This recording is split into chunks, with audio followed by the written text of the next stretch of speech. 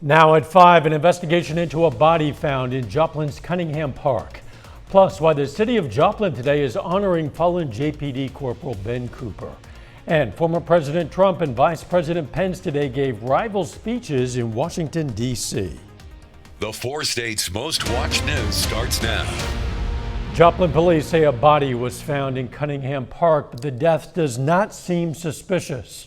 This is KOAM News at 5.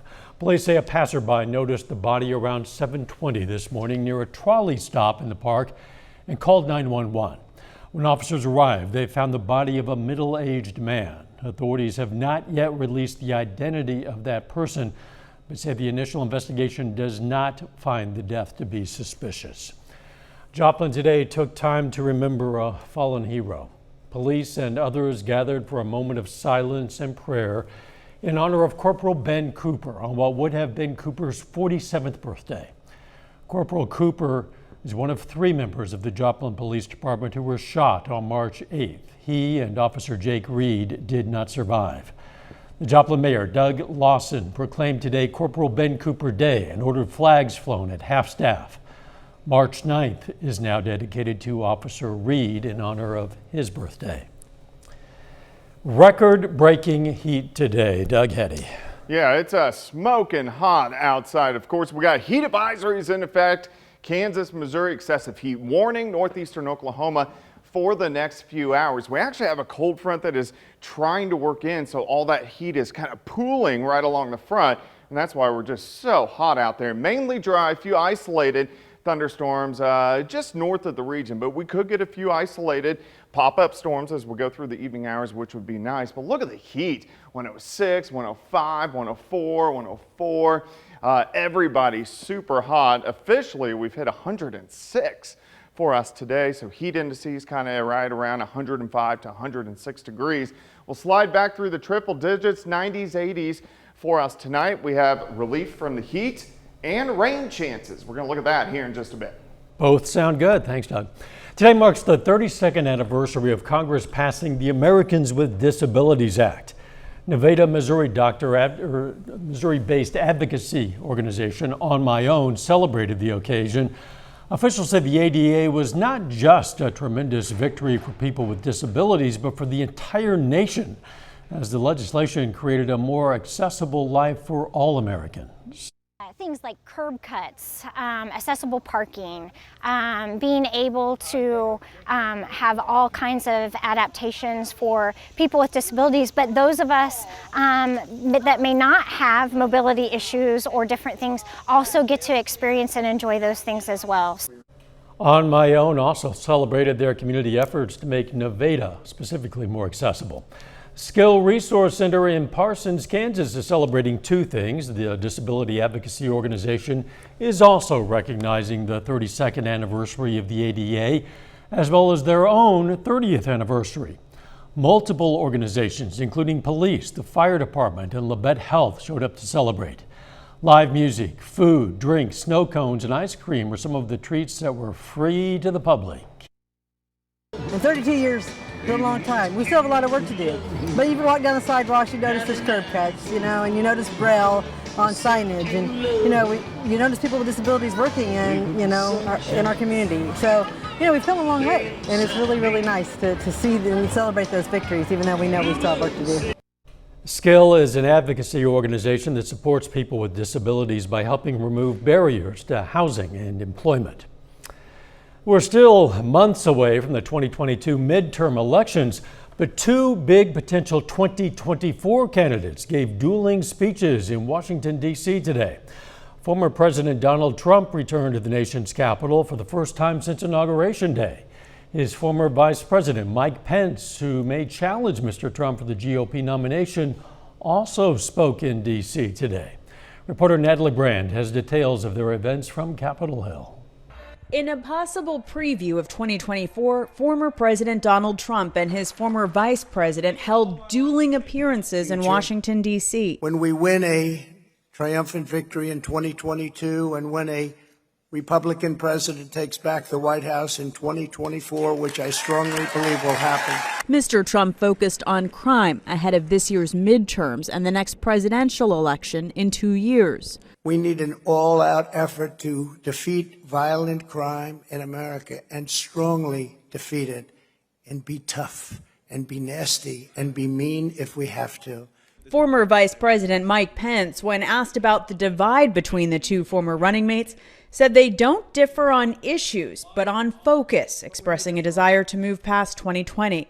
I truly do believe that elections are about the future, and that it's absolutely essential at a time when so many Americans are hurting, so many families are struggling, that we don't give way to the temptation to look back. Looking back, the January 6th Select Committee hearings have drawn a contrast between the actions of the former president and his vice president on that day. In a new book to be released later this year, Pence says the former president severed their relationship on January 6th. President Biden, in some of his most forceful remarks about the Capitol assault, Donald Trump lacked the courage to act. Took aim at Mr. Trump's message of law and order. You can't be pro-insurrection and pro-cop. You can't be pro-insurrection and pro-democracy. You can't be pro-insurrection and pro-American.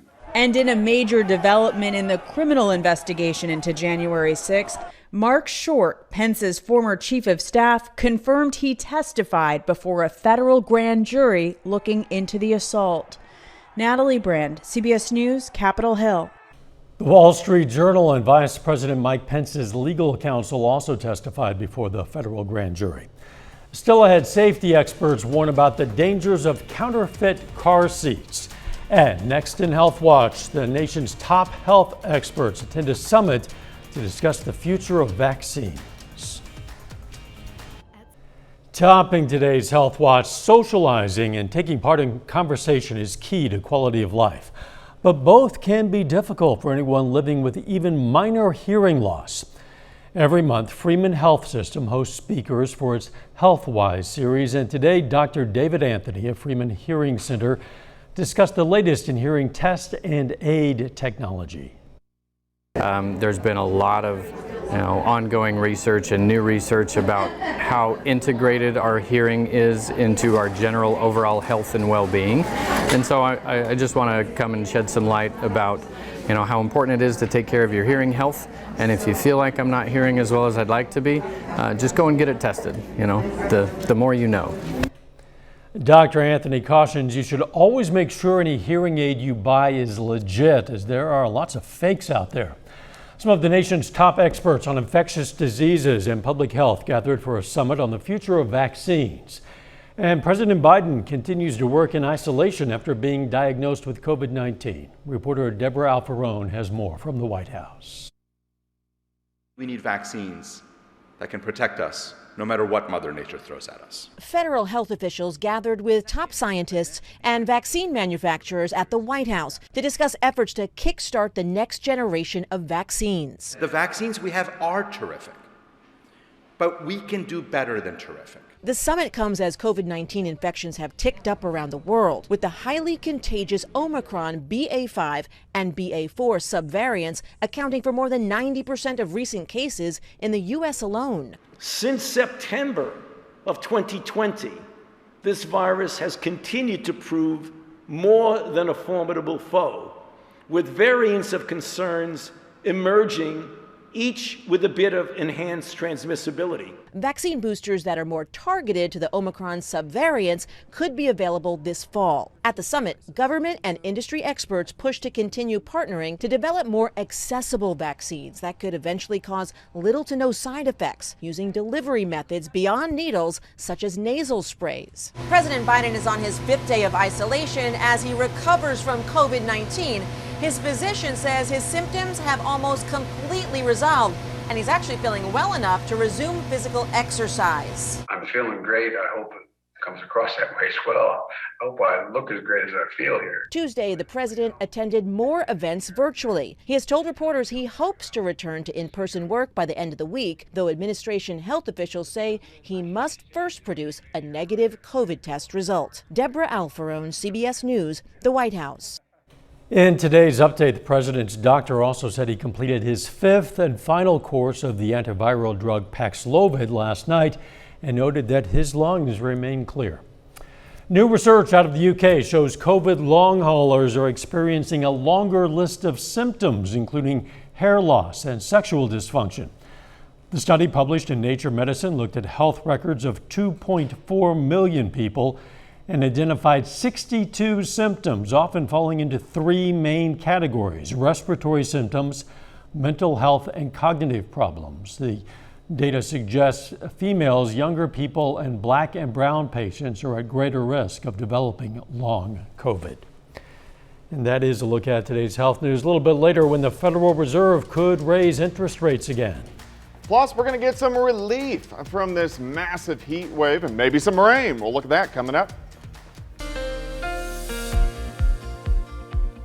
Well, smoking hot day for us today. Temperatures 105, 106, 107. It's hit at least 106. So smoking hot across the region. Thankfully, we're going to get a little bit of relief over the next few days. Nice shot, Indigo Sky Casino and Resort. Of course, Indigo's just outside of Seneca, Missouri. All right, heat advisories continue through the evening hours. Excessive heat warnings. Northeastern parts of Oklahoma, the heat index is just a little bit higher. But let's look at this month so far. It's been crazy hot. We've only had 2 days that have been below normal, and that was 89 degrees. But look at these stretches of triple-digit heat. Today is day number 16 that we've hit 100 degrees across the region already. 106 for us today, maybe 107. We'll have to see what the official high is. All right, look at these temps. 96 Nevada, you hit 103 in Pittsburgh, 104 Joplin, Miami. Look at Independence sitting at 107. Sedan checking in right now at 108 degrees. So heat indices up there, pretty close to the actual temperature, maybe a notch above, as the humidity has climbed up a little bit over the past couple days. 104 heat index, 106 is where we sit as of right now. We'll drop back through triple digits, 90s, 80s, eventually upper 70s later on tonight. Most of us have been dry. You can see a few isolated little guys trying to get going north of the region. So we are dry, but I do think some hit and miss isolated storms will pop up mainly along north of I-44 over the next few hours. Then they will die down once we lose the heating of the day. This little wave will kind of skirt us later on tonight. So if you live north of I-44, you do have a chance to at least get some scattered showers and thunderstorms, but these waves are heading toward us over the next couple days, which is good news. We need some rain chances. All right, let's go through the evening. You can see a few isolated little guys trying to pop up. We really need rain. Then we're okay. Here's 11 p.m. We're going to watch that batch to our north, kind of skirt our northern counties by tomorrow morning.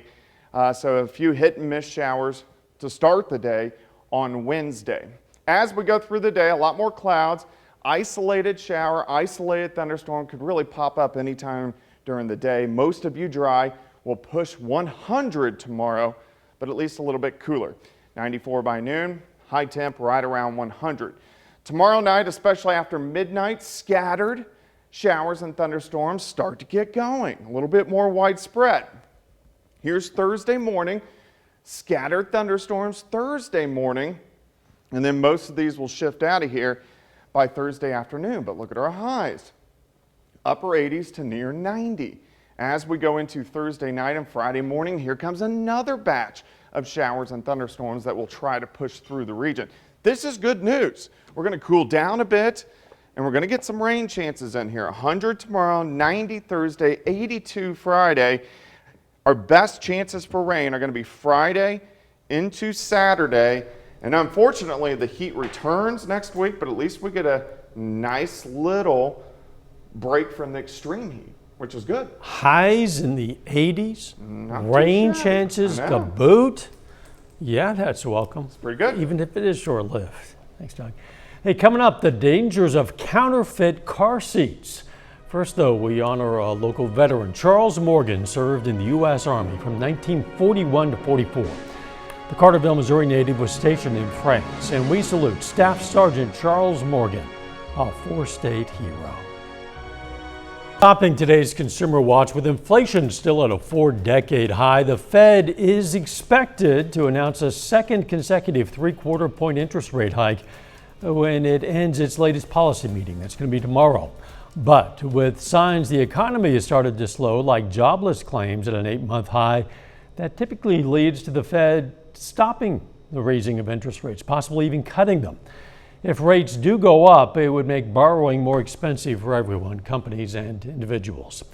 Walmart says it's cutting prices on clothing and other items. The retailer made that announcement yesterday while warning investors of lower profits in the months ahead. The company says it's responding to reduced spending by its customers, which it attributed to rising inflation. A lot of people are looking to save a buck, but officials at one U.S. hospital are urging parents not to chance their children's safety after they say they've encountered dozens of counterfeit car seats. Reporter Mandy Gaither has more. In the car, it's the best way to keep a baby safe, but some parents may unknowingly be putting their children in counterfeit car seats. These seats are not protecting the kids like they should. Since January, officials at Orlando Health say they've identified 27 counterfeit car seats and 11 foreign seats discovered as they help parents strap their new baby in before leaving the hospital. A counterfeit car seat is a car seat that is non-regulated anywhere and is made somewhere and isn't crash tested.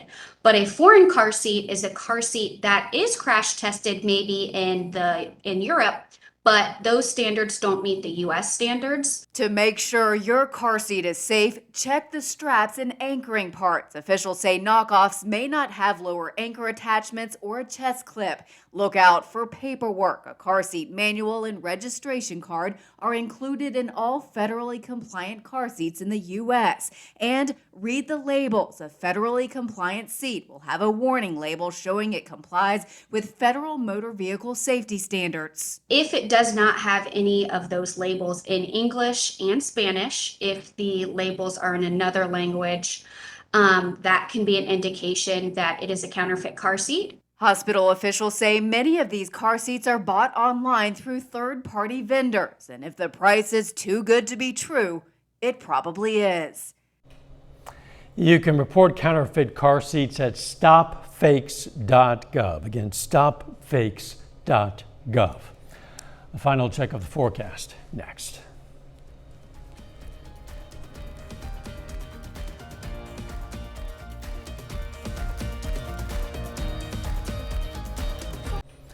Up next on the CBS Evening News, an exclusive interview with the OBGYN at the center of a controversial abortion case.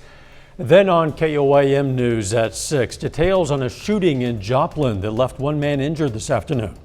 Plus, severe flooding in St. Louis is blamed for at least one death. And we're going to hear from Pitt State and Missouri Southern at today's MIAA Football Media Day. Stay with us for the CBS Evening News and then KOAM News at 6. A lucky person's dream might come true as the Mega Million jackpot just jumped to $830 million. Only 3 bigger jackpots have ever been won in any lottery game. A lot of folks we spoke with around Joplin say they would go on vacation, buy houses, cars, donate to charities, churches, spend more time with family, and pay medical bills if they were to win the lottery. I think I'd travel, spend more time with kids and more family time and just relax. I would give my church a bunch of money. I'd probably buy a big, nice house. I'll go to Egypt. I'll go to Egypt right now. I don't know where, but I'd definitely take a trip somewhere. I'd go shopping. I think I'd want a new car, a new house, and maybe a new diamond ring. Pay off all my family's debt. I don't know where, but I'd definitely take a trip somewhere. I don't know where, but I'd definitely take a trip somewhere. I think she would definitely take a trip somewhere. How about all of the above? Lottery tickets are sold in gas stations around Joplin and elsewhere. Of course, Mega Millions drawing tonight. I'll give you $1 million. Really? Mm-hmm. I hope you save this on your recording. Maybe you could go back and the DVR press the record. I even bought tickets. Okay, $1 million. He's going to give me, that's dollars, right? Yes. Okay, got that recorded. You talk about the weather. It's not going to be quite a million, but it's going to feel like it. Yeah, still about 100 degrees once again for us tomorrow, but then we get a nice little slot of rain chances increasing and cooling down just a bit. Well deserved. Thanks for joining us. CBS Evening News is next. Of course, we'll be right back here for KOAM News at 6. See you then. Let's make it a great evening.